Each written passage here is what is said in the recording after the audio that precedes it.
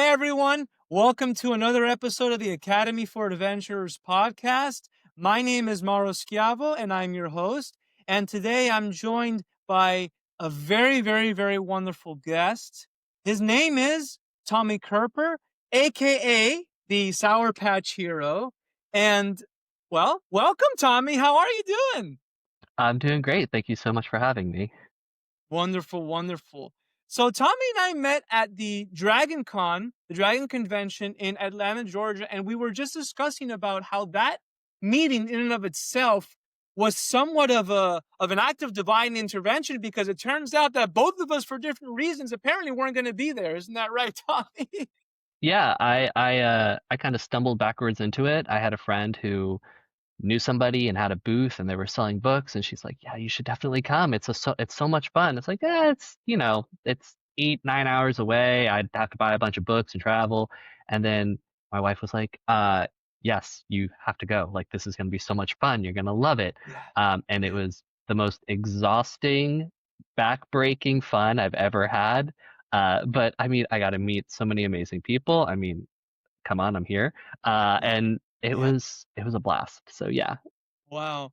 I love the fact how you mentioned backbreaking and fun in the same sentence. That's fantastic. That's Oh fantastic. yeah, I think Yeah. I slept 3 hours a night maybe, and I was standing on my feet slinging books all day. But I mean, I got home and just slept for probably 48 hours. But I Wow, mean, yeah. it was I got to meet so many incredible people, and even if people came by and didn't buy my book, I was able to get up a bookmark, or they were able to look at the other authors who were there. Wonderful. And at the end of the day, I mean, Dragon Con's just about having fun and being part of that fun nerd geeky culture. So, I mean, Yeah. I walked around myself in between my breaks, and that vendor hall was awesome. I spent way more than I should have, and way less than I wanted to. So. That's great. So, I'm currently reading through one of Tommy's works titled I'm Not the Hero, right? And this is the first book in currently it's a three-part series, but you told me that the fourth one's on the way. Yeah, book four comes out December 2nd. I'm currently about a little over halfway through book five, and I've promised my publisher I'm ending the series on book six. So that's the plan. These kids do not listen to me when I write them, though. It's just following the adventure that they go on, and I thought it was going to be five, and now Wow. it's going to be six. So, So this is gonna be a saga then, if oh yeah, I believe that's the proper terminology? hmm I Wow. think it's a sextuplet or something like that, or I don't know. I'll go with saga for now. Yeah, I like that better. Well, so I've been reading through it. I love it. I consider it to be, as I was telling you off air, it's like candy for me. I can't seem to put it down when I have it in my hands. Why don't you tell us a little bit about what the book is about and tell me a little bit about the motivations that led you to want to write this series? Um, I'm an avid reader. I've read nonstop and have since elementary school. Yeah. But a few years ago, a friend told me about web novels, which are just stories that authors will write and put up on the internet for, for free or to charge access to. And I got hooked. I mean, I was reading so many stories. It was incredible.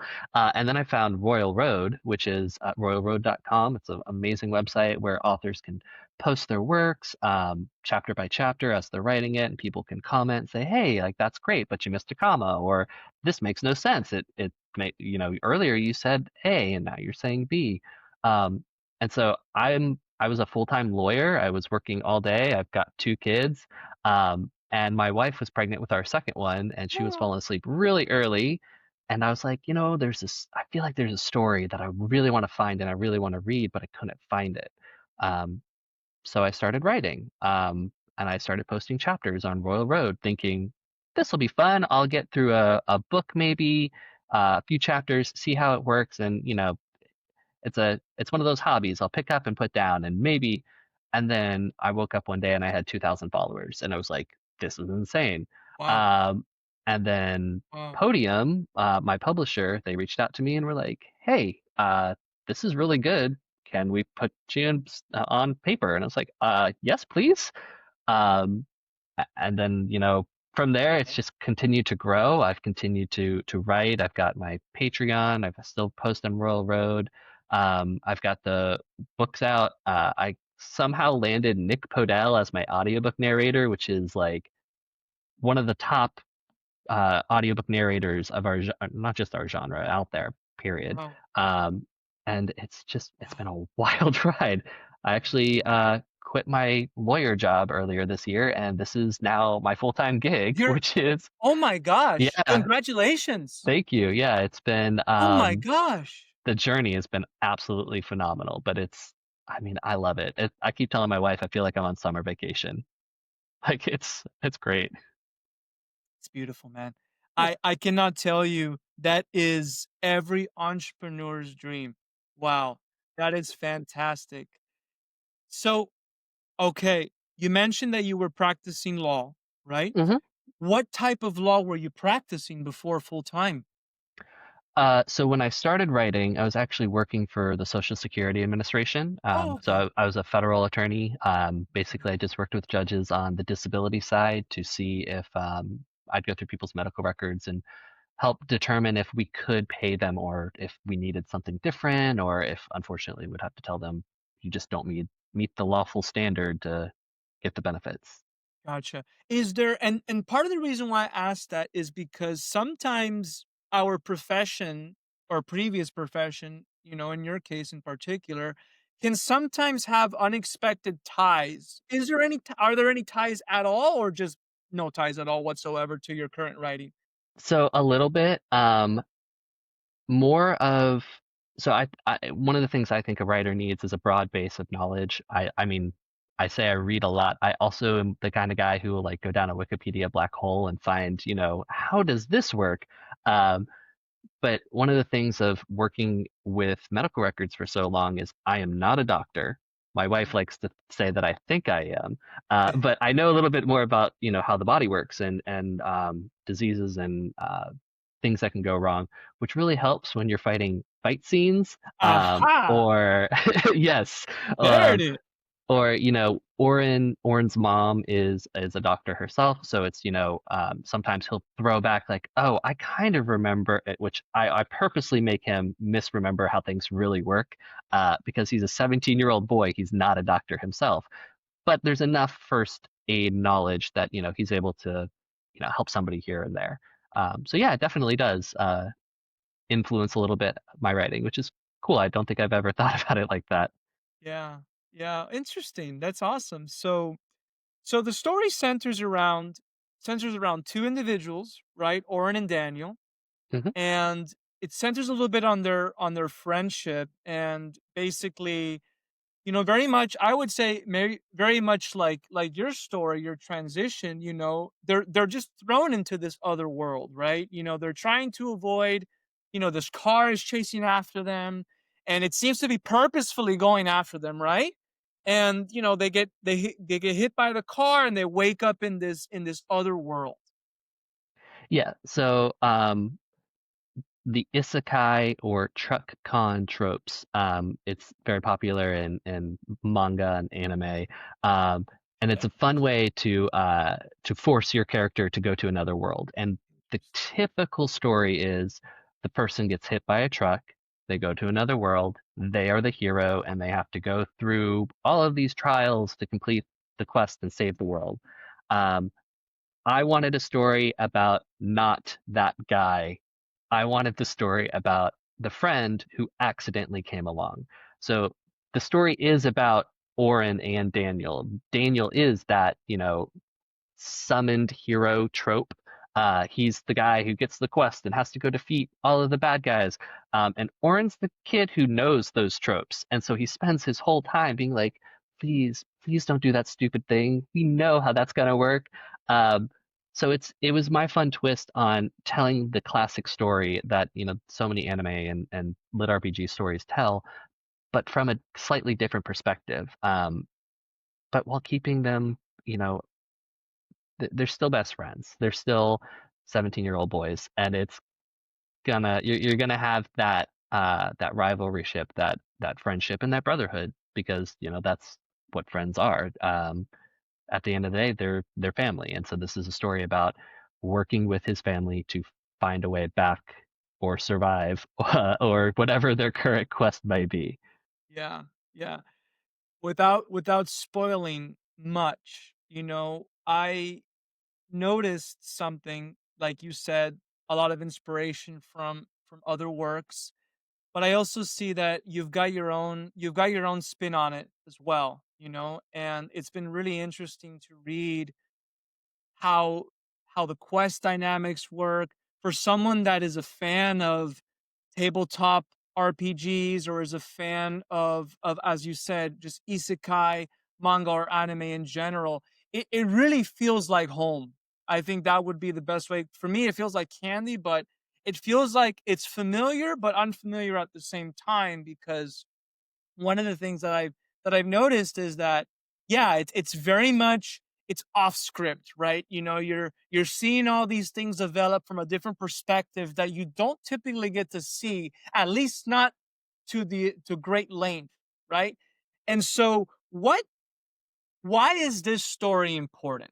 Why is it important to know the story of the quote unquote sidekick, or the person who's not the main hero? Why is that story important? Why does it matter? And why should people care about that story? I think that so many of these stories are about the hero and about the hero overcoming trials and figuring out who they are. And I think that it's great that there are stories like that, but I wanted somebody to be able to read a story about not the chosen person. Like, you know, not everybody is the star of their friend group. Not everybody is that centerpiece who, that one guy who goes into the other room and everybody follows. I wanted to write a story about somebody who is not that center of attention, somebody who was more nerdy, who wasn't the jock, who wasn't the popular guy at school, and that's who Orin is. He's definitely the Mm, more introverted character. And as the story progresses, without ruining anything, yeah. Orin starts to develop his own sense of self-worth, who starts to find out that he might not be the hero class, but he can still be a hero for himself.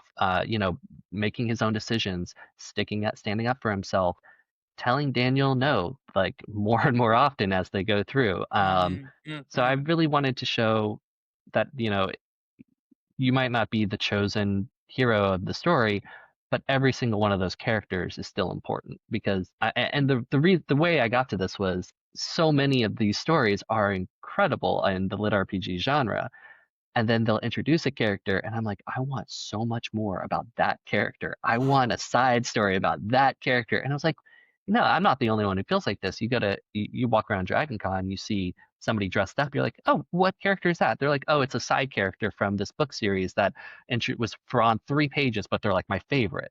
And I get that now too. People ask me about, there's a character later on named Tony, and people are like, I love Tony. How can I dress up as Tony next year for Dragon Con? And I'm like, oh boy.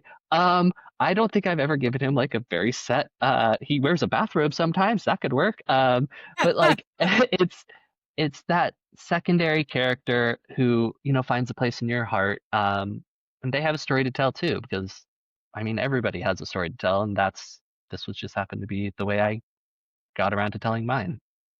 Wow. So, do you identify with any of the two? And if so, how?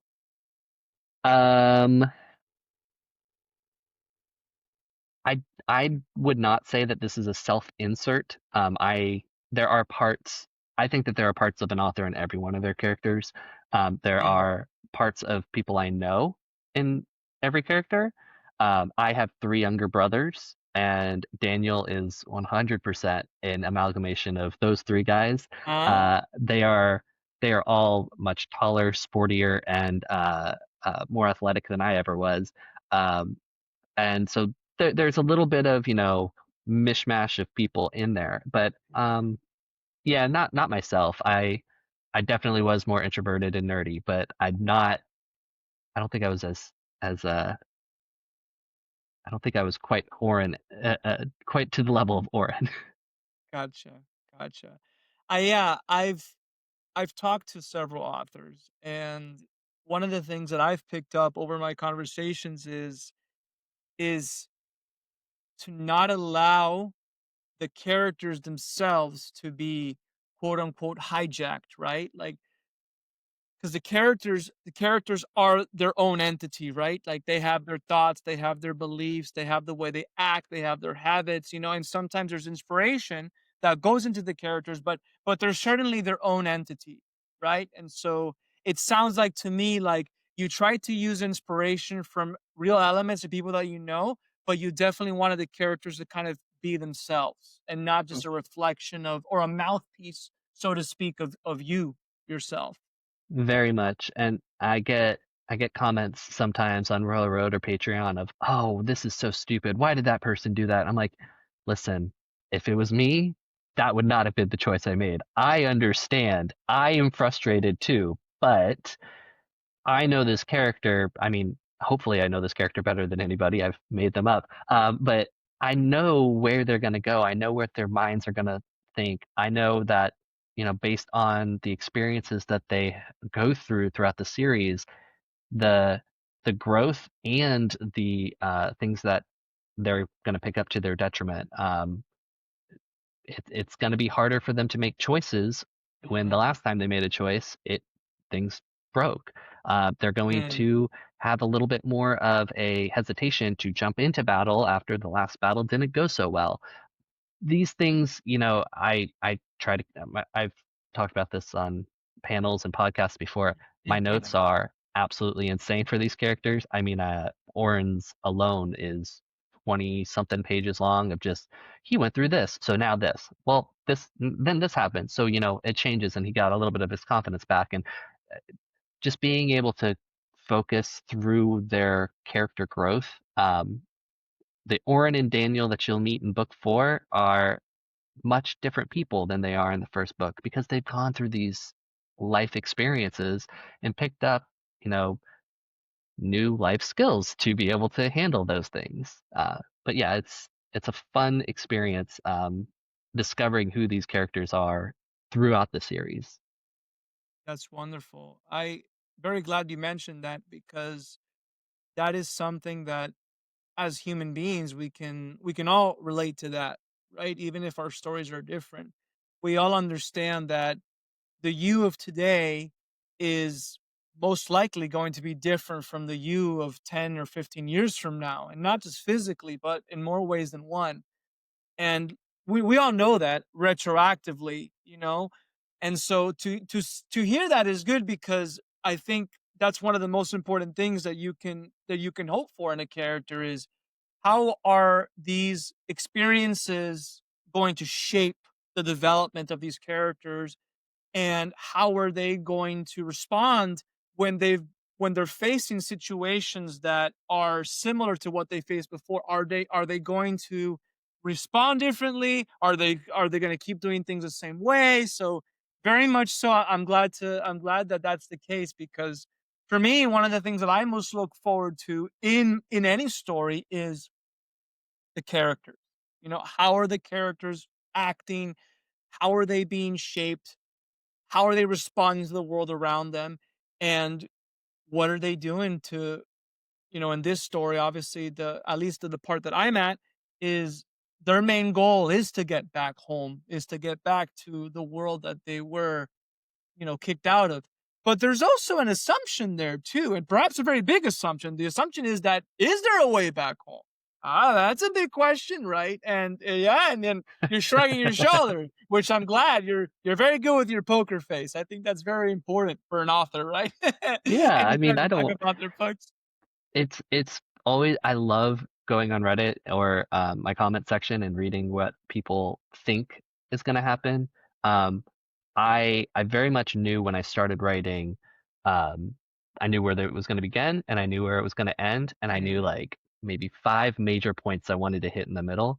Um, but I am very much a pantser in that. The difference being plotter or a pantser for authors. Some mhm, people plot out the entire series and know every chapter what they're going to do. Um, I know major points I want to hit, and I just let them like a D&D game just kind Mhm. of go do whatever they want until I figure out, okay, so this thing that I just had them do or that they did because I was just writing and figured, oh crap, they haven't, run off and killed some monsters in a while. That's exactly what they would want to do. Um, and so I'll use that to roll into the next plot point or to get to the next place that I need the story to go, which is one of the reasons it just continues to go because those little adventures in between just turn into entirely new plot points to the point where those four or five little things I knew in the middle that had to happen are now like seven or eight little things that have, morphed into much bigger deals than I thought they would be. Um, but yeah, so I know where it's going to end. I know what they're going to try to get to. And it's just forcing them to make the decisions that they need to make to get to those spots. But yeah, It sounds like though there's quite an organic development to the story. You've got a set start, you've got a set finish, but as you mentioned, some of those plot points that were originally maybe five major plot points are now seven or eight. And then it also sounds like there's been some development of the plot in between those moments, and maybe perhaps did you ever think that you were gonna get to six books? Was that a goal of yours or it just happened? when I first started writing this, I thought I could write the entire story in one book, and but I mean, I was like, oh, I'll write like 100 chapters. It's not going to be a full book. It'll just be like this structure of the character arc. And then my publisher was like, hey, we want to sign you. And it's like, okay, like I have a book that, is almost finished. They're like, no, no, no, we want to sign you for like a multi-book deal. How many books is this series? And I was like, Wow. oh, so like you want me to actually sit down and figure this out. Okay. So you Um, actually want me to write six books, yeah. maybe. I don't know. No, so I sat down and I think I came back at first and told them I think it's going to be about five, somewhere between 5 and 7. And they're like, let's start you at 5. And if it goes on, we'll hit you book to book. Like that's fine.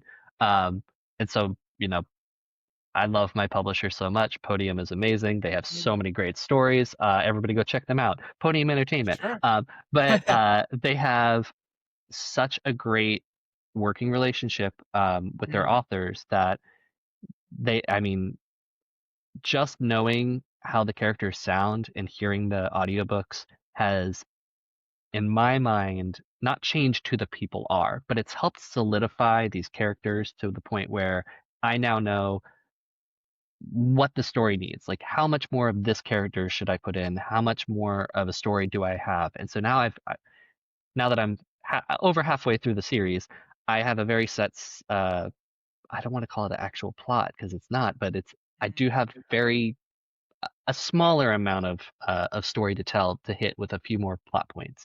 Um, and it's fun actually. Just about a week ago, I wrote a chapter that I have been wanting to write since I first started writing the story Wow. 3.5 years ago. Um, Wow. like a bunch of different skills and spells all kind of came together to, I was like, yes, it happened. Like the thing that I wanted to finally, I had a great reaction to it from my people on Patreon who paid to read ahead and they were like, this is, yes, like that's, oh, you were hinted at. Yes. Okay. So it, it makes me happy to be able to get to those points.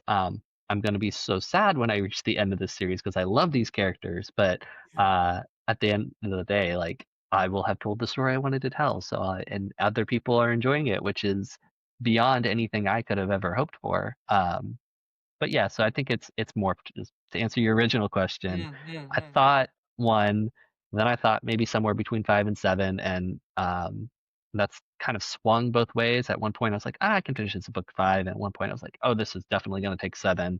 And then they like rushed through some stuff. They didn't rush through some stuff. They figured out how to do things in a way that I hadn't even thought of how to Interesting. tie up that loose end, which is part of the fun of writing these characters. It's their story, and I'm just the one who's typing it. Like it's fun to, it's fun when I get to see how their brains work compared to how mine would. Because the more I'm in these characters, the more I get to figure out ways of solving problems that I wouldn't have figured out. Mm. So let's imagine I'm a 17-year-old, right? Just like one of the main characters. And you just meet me on the street and you see me on my phone, you happen to know me a little bit, you know that I play video games, you know that I have other habits of entertainment that are not based on any reading whatsoever. Why should I read your book and why should I read at all? Like, what can reading offer me that these other forms of entertainment can't in 2025? Uh, I love personally, I love stories. So I have no problem with somebody who likes video games versus books versus TV shows, versus movies, whatever form of story you like. I would say though that reading a book or listening to it on an audio, um, it's a different way of getting that same kind of dopamine hit. Like Mm, when I play video games, I love that level progression, the yeah, being able to get a better sword, to yeah. the numbers go up type of fun of a video game. So you get that in lit RPG, in my story. You get that, every time they kill a monster, there's an actual little blue screen that pops up for them that says like, "Oh, you killed the monster. You gain 65 experience points." And then their level goes up and then they get points to spend to buy better spells, to figure out how to learn to fight, and like with a martial arts skill. And so by reading with that, you get to find out this whole other it's like playing a video game, but while you're reading it, and Mm, it can take there are some video games that take, 40, 80 hours to beat, which I love those games. Don't get me wrong. I play them all the time. But you and me both. you, yeah, it's, whew. But you can sit down and you can read one of these books in a day or two if, you spend the whole day reading like I do. Or you can split it out over a few weeks. And it's something you can bring with you. You can grab your book and bring it with you while you're on the bus or, while your mom is driving you to school. Mhm. Um, it's something that you can carry around. Plus, if you're reading a book, people are going to think you're smarter than you are. So, there's nothing wrong with that.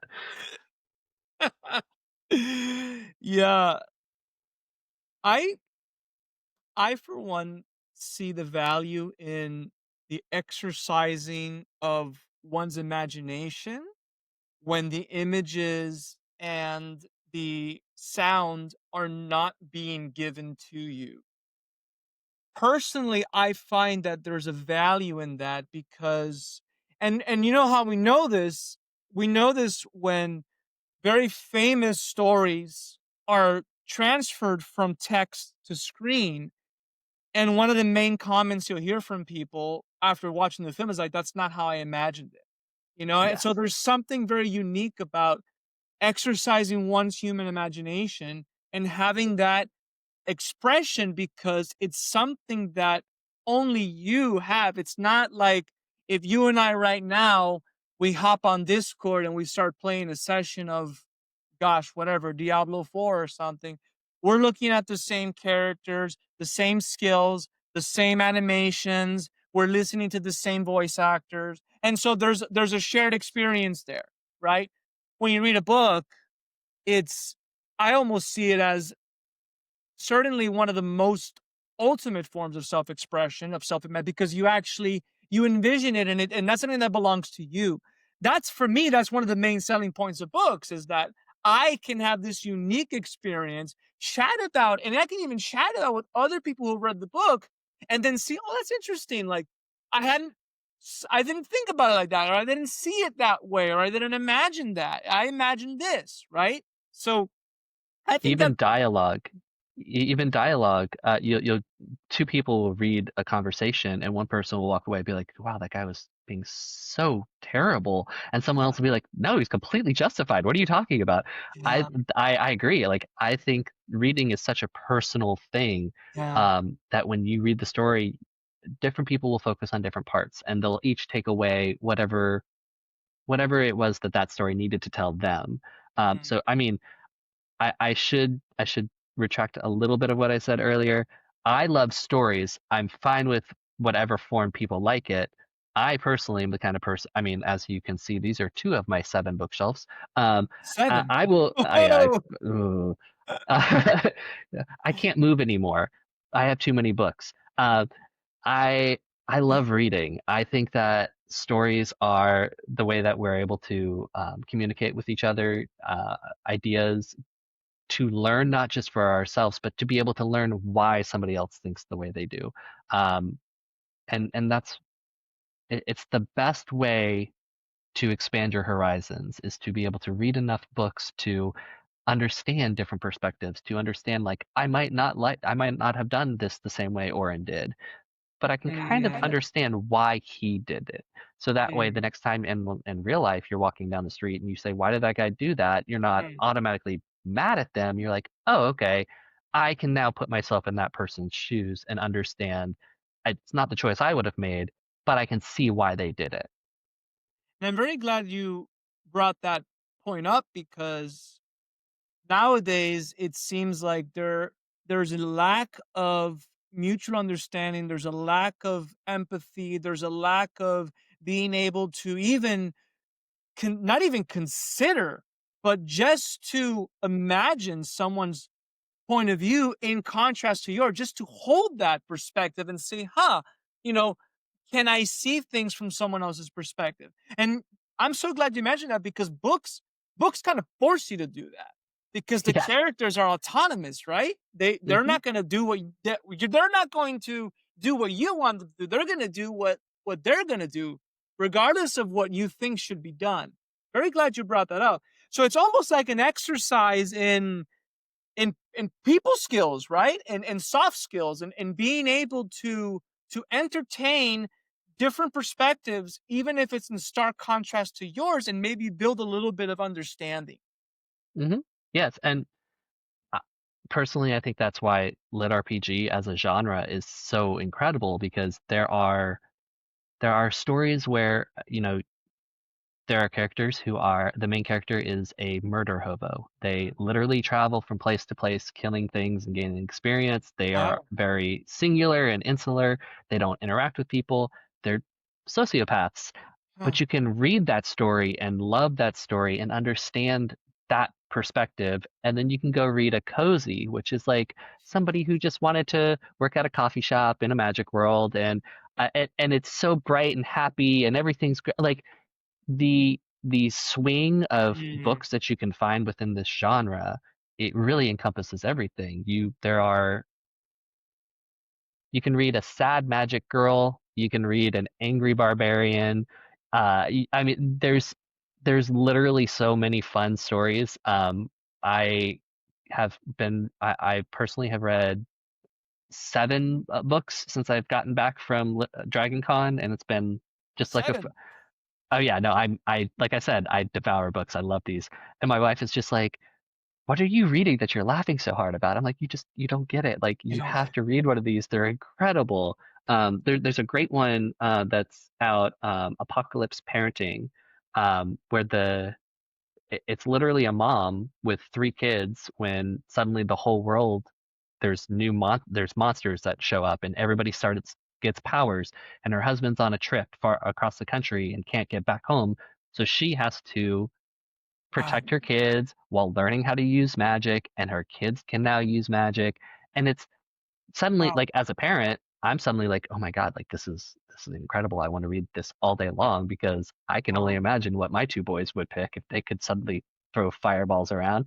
Um, but that's the fun part about this genre. Like you can find something. You just have to kind of search through the incredible catalog of stories that we have. Wow. Yeah, it sounds like there's quite the width and breadth of different stories and content. That's beautiful. And that's also another reason why I believe reading is important is because you can write a good story and in the amount of time that it would take, assuming you're successful and it gets published, like you can have a good story out in maybe a couple years. Whereas if you need to make a film, there's so many elements that go into it. And if you need to make a game, same thing, right? But there's so much more in the literary world because just the barriers of entry and just the barriers of production are much smaller. And so I find that there's a little bit more of individual expression due to that because like I apocalypse parenting, like wow, like that's like what a unique story. Like that's Yeah, okay, that's let's go. Like let's read it. That sounds so awesome. yeah. Yeah.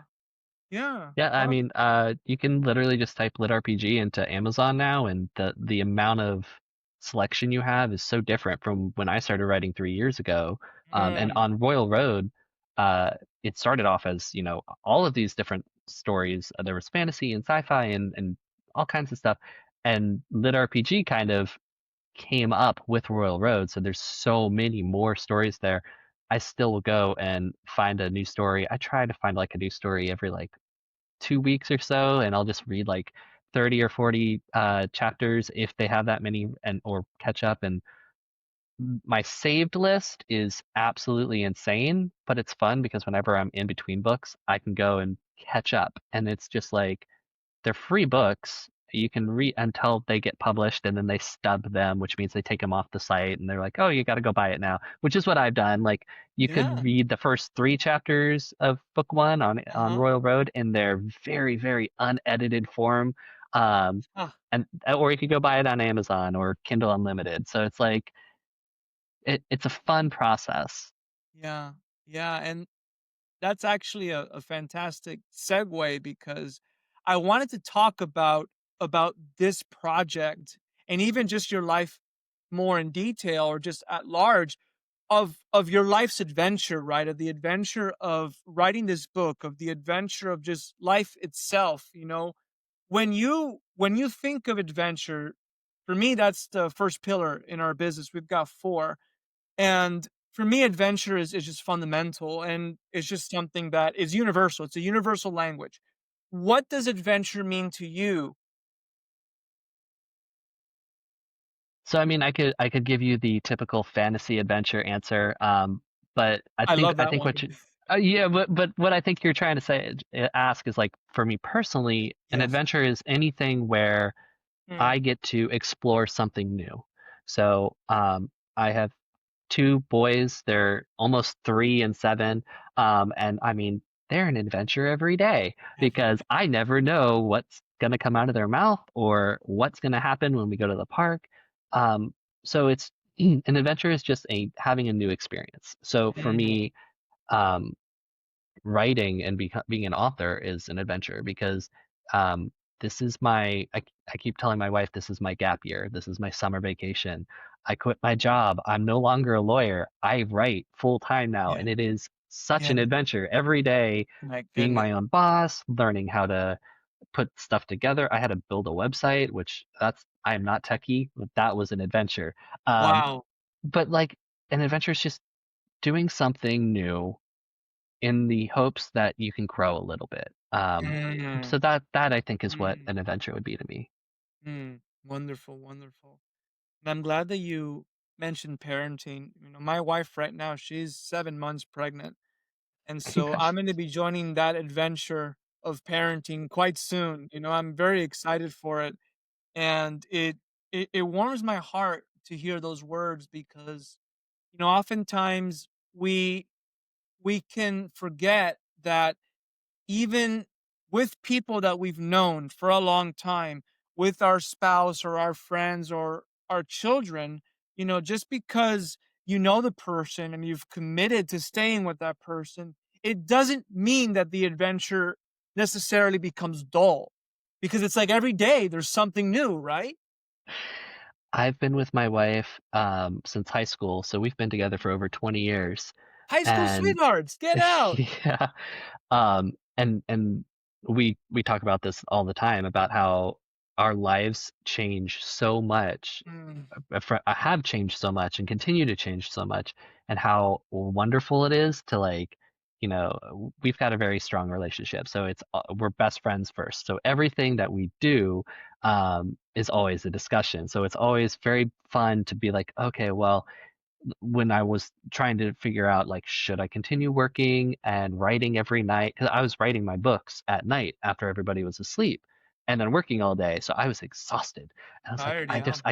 I can't keep this up. And she's like, like, I think it'll be tough, but we can figure this out. You can go write full time for a year. Like it'll be, it's an adventure that Yeah, we can go on together. And being able to have that support of of a wonderful family to be able to fall back on, and wow. who trusts in you and your dreams. I definitely agree. It's an incredible thing. So I also get as much sleep as you can now because it's gone, dude. It's 2 more months. You boy, congratulations! though. That's amazing. Thank you. You are the 20th person to tell me that. I lost count at some point. Just to It's so 20 true. It's for the just sake of giving a nice even round uh, number. Wow. So, no adventure is without its battles. Every adventure has battles. I always like to tease people and I say, imagine if you read the Harry Potter series and the entire story was just about Harry going to class with his friends. Like that story would get really dull really quickly. It's the battles, it's the adversity, it's the troll, right? In the Sorcerer's Stone at Halloween that's like, whoa, that's like the first major like conflict, right? And seeing how they handle it, and the wand in the nose and all that stuff that was beautifully shown in the film. So what battles what battles have helped you in this life? Like what battles have you gone through and how have they shaped you, as a man, as a father, husband, author? I mean, for as far as battles as an author, Hmm. um, I wrote so much of the first 3 books. Literally between the hours of like 9 p.m. and 2 a.m. Wow. So like I Wow. burned the candle at both ends for 2 years because Wow. this was my passion. This was the thing that I was fighting for. I needed to get this out, even if I was exhausted all the time. And luckily, my job was incredible that I was very flexible on the hours, so I could do my work during the day and then maybe take a nap before I went and grabbed the kids, and then catch up a little bit. Um, so yeah, sleepless nights was terrible. And then trying to find an audiobook narrator. Like I worked with my publisher, and we went through all these people, and we found someone, and then unfortunately that person wasn't able to do it, and I was so sad because it was such a long process. Uh, and at the end of the day, they came back and they're like, actually, because of the timing of all of this, Nick Podell is now available, and you can have him. And I'm like, oh, that I didn't know he was on the list. Like, so because of the battle, my wife calls it. I mentioned this to you before Yeah, yeah, yeah, the yeah. podcast. My wife calls it Tommy luck. Tommy luck. Things just work out sometimes for me. I mean, like I didn't search to get published; they came and found me, which that is not the common story. When people ask me at conventions, "How do you get a book published?" I'm like, I don't know. The next, Don't it's ask gonna me. be, yeah, I'm not the one. So as far as like actual battles go, though, Yeah. I've led a very blessed life. I just try to. Mhm. I went to law school. I've got an amazing wife. I've got 2 great boys. My biggest battle is getting my kids up in the morning. So That's your dragon. That's your yeah, daily dragon. mm-hmm. Oh man, try waking up a 3-year-old who does not want to wake up. Gosh, I don't know. Yeah, don't ask me, right? Like, don't ask me. Yeah.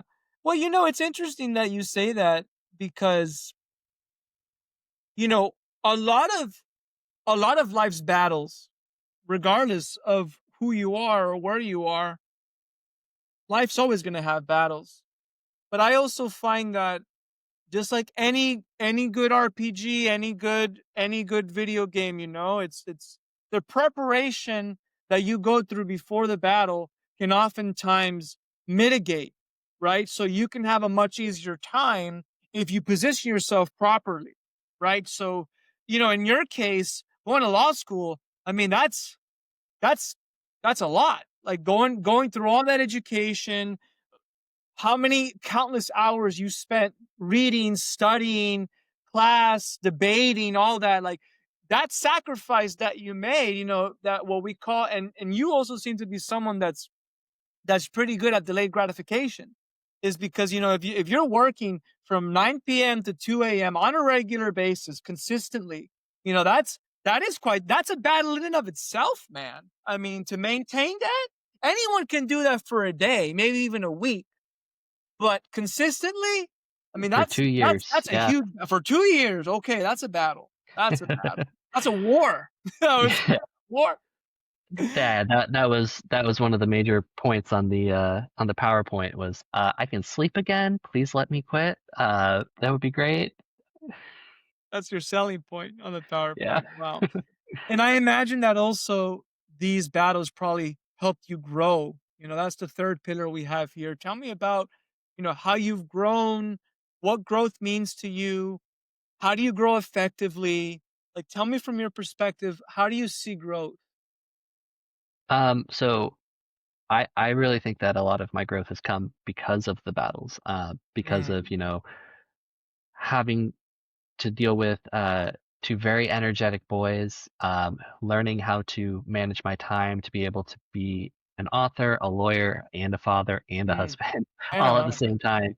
I used to not have very good time management skills. They're still not the best, but I learned how to, set aside some time to be able to do each one of those things and be very present, with each task that I'm currently trying to hit. Um, one of the things that I've absolutely loved about being a dad is, my wife is a researcher, so, like, her entire thing is we overplan for everything. So she'll give me articles on, like, the best way to sleep train your kid, or the best way to, talk to your kid about this, or, discussions with all of the parenting things that, people try their best to do. Um, and it's great because, I've been able to not only use that to be a better parent, but in some parts of my book, I really try to, well, if Orrin is having an anxiety attack, I've tried to like include a little bit of like, okay, well, here are some things that he can do because his mom is a doctor, so like maybe he has this knowledge to like help yourself. So by using that, not just in my own daily life, but in my writing, it's really helped me grow. I think as a person, definitely as a writer, my writing if you're enjoying the first few chapters, the writing gets much better after that too. Wonderful. Uh, uh, because it wasn't a skill that I had used since undergrad. Like it was a good 10, 15 years before I Wow. picked up a pen and started writing again. Just because I wanted that story so bad. So yeah, yeah. Wow. Well, that's wonderful. And then the last pillar that, talk about is oftentimes, I position these pillars in that order for a reason, because I do believe they bleed into each other. Is, the more you grow and the more that you experience life, I believe the more gratitude you have and the appreciation for the beauty, not just of the world around you, but in the relationships that you build. And this story is, in my view, is a huge testament to the power of having a really good friendship. So what does beauty mean to you? How does it show itself in the book? With the way that you world build, the way that you describe the environments, and just the natural beauty that the book is set in the world, and also the relationships themselves. How does that look like to you? I love that you caught on because to that friendship is such an important part of this because I the stories that I resonate with the most are the stories where people have their found family. I mean, blood family is amazing. I love my brothers, I love my parents, but it's the people who you surround yourself with on a daily basis who help you grow as a person. And I think that having a friendship like Daniel and Oren, they're gonna get in fights, they're gonna get on each other's nerves, but at the end of the day, each one would go to the wall for the other, and will go to the wall not just for the other person, but to make the other person understand what you're doing isn't safe or isn't smart. There's a better way of doing this. So beauty is friendship, Mm, is being there for each other. And I know I said this again earlier, but one of the reasons I love this genre so much is the authors are such incredibly kind people.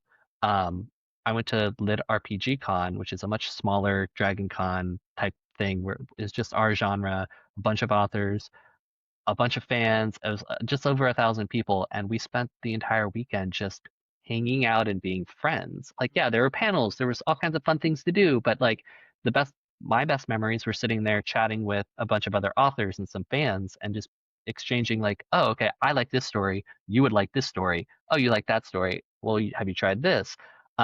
I made, I made 100 friends easy Wow. that I will chat with now on a regular basis. We're all in a Discord. We talk all the time. Oh my I god. mean, yeah, it's incredible. And it's Yeah. like being able to go back to Dragon Con and hang out again with some of those authors and be able to see some of the same people from Lit RPG Con as they like would come up to my booth and be like, "Oh my God, I didn't know you were gonna be here."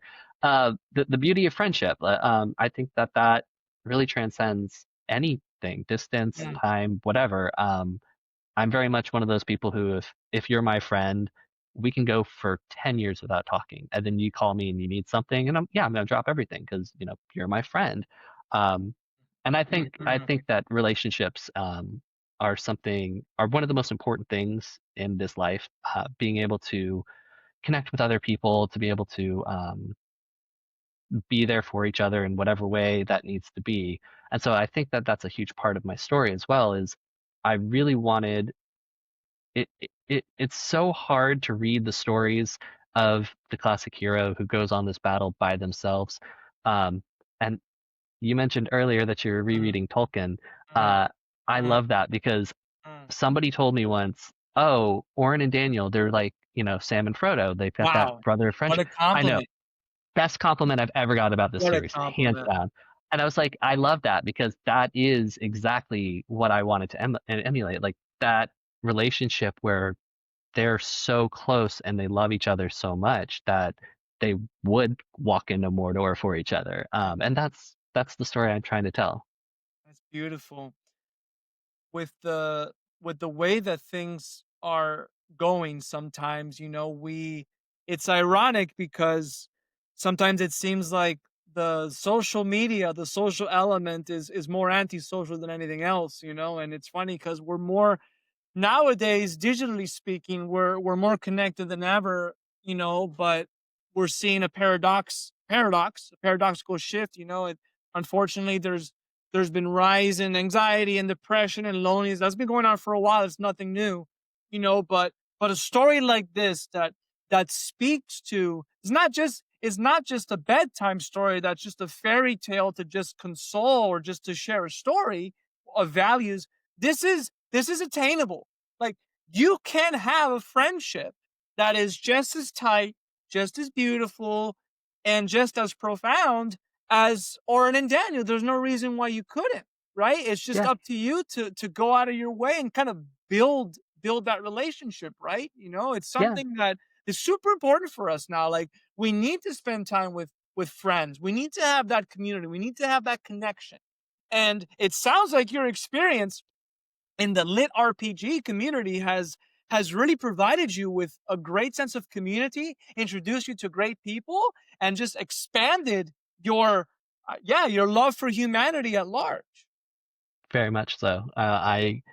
I will sit here and go through every single one of my friends and show you their books for 2 hours if you want. Like part Wonderful. of the fun of being in that booth was yes, I got to sell at Dragon Con. I was there with about 10 other authors, and we were selling each other's books. So, yes, if somebody came up and said, "Hey, I want Lit RPG," I was like, "Oh, we've got two options. There's mine, and there's my friend Ali, Alora Lee. Let me tell you about them." And I had so much more fun selling other people's books than I did my own, um, which I probably shouldn't like be like, oh yeah, I didn't sell as many of my books, but I mean, it's so much fun Yeah. having a friend and being able to boost them up. And so that's what's fun about the genre is that I'm friends with these people. I will, if I see their book in the store and I see somebody looking at it, I will walk up to them and be like, you have to read this. The author is incredible. The story is amazing. This is how many, but let me tell you all about it. Um, which I am not an extrovert. That is not Mhm. me, but because these people are my friends, I will go to bat for them now, just like I know they will go for me. I have had authors tell me, "Oh, yeah, no, I told somebody they had to read your book because they were saying they liked this part about this other one," and I was like, "Oh, yeah, try I'm Not the Hero. It's incredible. You'll love it." And I'm like, that's to me sharing part like a story I think is a part of a person's self. Like when somebody's reading my book, I feel so self-conscious because it's part of it's part of me. So watching them somebody want to share that with other people is just the greatest feeling. And Wow. yeah, I love this genre. I love the authors. Yeah, there's really not much more to say. Well, there's something very profound about what you just shared in the sense that oftentimes people they're afraid of quote unquote selling, and they're afraid of self-promotion, but if you believe in something or someone, you'll you'll share you'll share no problem, right? You'll sell no problem. Hmm. And you and I are very similar in that regard because self-promotion for me as an entrepreneur is vital, but I wasn't that great at it in the beginning, and I'm probably not that great at it now either. I'm getting better at it, but there's something to be said about, man, you believe in something, like you'll go to town, right? Like you'll do what needs to be done, you'll say what needs to be said, and you'll just represent. And it's funny because what I've noticed is when you remove yourself from the equation, when you shine your spotlight on someone or something else, could even be something that you made, but it's not about you, it's about the work or it's about the other person, it's like I'm having you on the podcast because I wanted you to be here. I wanted people to know your story, and I wanted people to feel and sense the enthusiasm that thanks to your work I've been able to experience and be able I want other people to have that too, right? If it's a great story, something that needs to be told. And yet if we here's the interesting thing, and here's my point to wrap that up. If we all did that, then there'd be no need to self-promote because the people that believe in you would share your story, right? They would Yeah, share your books. And so if we focus on that, right? Like that emphasis on the community, if we all look out for each other, then there's no need for me to look out for myself because I know somebody's got my back. And that's why exactly. friendships are so important. Perfect little bow there. Good job. Yeah, yeah. So this is an important question for me because I pay very close attention to people's aliases. Why Sour Patch Hero? Um, so I started writing this, like I said, at night, and I had written. I think I only had like 10 chapters. Like I wrote 10 chapters the first week. It just flowed. It came out great. Um, and then I started posting it, and as I put all of the different components together on the Royal Road website, the last thing it asked was, "What is your pen name?" And I was like, Mm, "Oh, I don't want to use my real name, which I now do because this is my full time gig." But at first, I just went by my pen name, and I was like, ah. I don't have anything. And I looked over, and I had a 5 pound bag of Sour Patch Kids on my desk because I have the worst sweet tooth in the world. Um, Woohoo, and I was woohoo. like, Sour Patch. And my story is called I'm Not the Hero. I was like, Sour Patch Hero. That'll work. Which at the time, like, I was like, I'm never going to have to answer to this. Like, nobody's ever going to call out Sour Patch Hero and I'm going to have to turn around. And then I went to Denver and I went to Lit RPG Con and the amount of people who would just say, "You're That's me. Sour Patch Hero." And I'm like, yeah, that's me. That's me. I The gummy bears or the gummy Yeah. the gummer Sour Patch Kid. Ah, That's so but no, I funny. love it. It still kind of perfectly represents me. Like I love my candy. I try to be nice to everybody. But if you're mean, I'll be a little sour. But Oh my gosh, that's wonderful. Man, so this is always the most difficult part for me because I don't wanna end, I want this to keep going forever, you know? But But man, you've done great work. Tell me a little bit about where can people reach you? Where can people read about you? Where can people purchase your work and your books? And tell me about how people can get in contact with you. Assuming you So want people to get in contact with you. yeah, yeah, no. Send me emails. I'll send you a list of all the other books you should read. Wonderful. You can find me at sourpatchhero.com or tommykerper.com. It links Beautiful. to the same. You got both Um, domains. mhm. I'm on Royal Road as Sour Patch Hero. I'm on Patreon as Sour Patch Hero if you want to read before anybody else. Uh, all of my books are available on Amazon, Audible, Kindle Unlimited. Um, you can buy the physical, listen to it, or get it on Kindle. I don't care. I just like it when people read my story. Um, yeah, I think those are really the only places you can. I mean, I'm on all the social medias because I have to be. But I should post way more than I do. But yeah, TikTok, Instagram, everything's Sour Patch Hero. Awesome.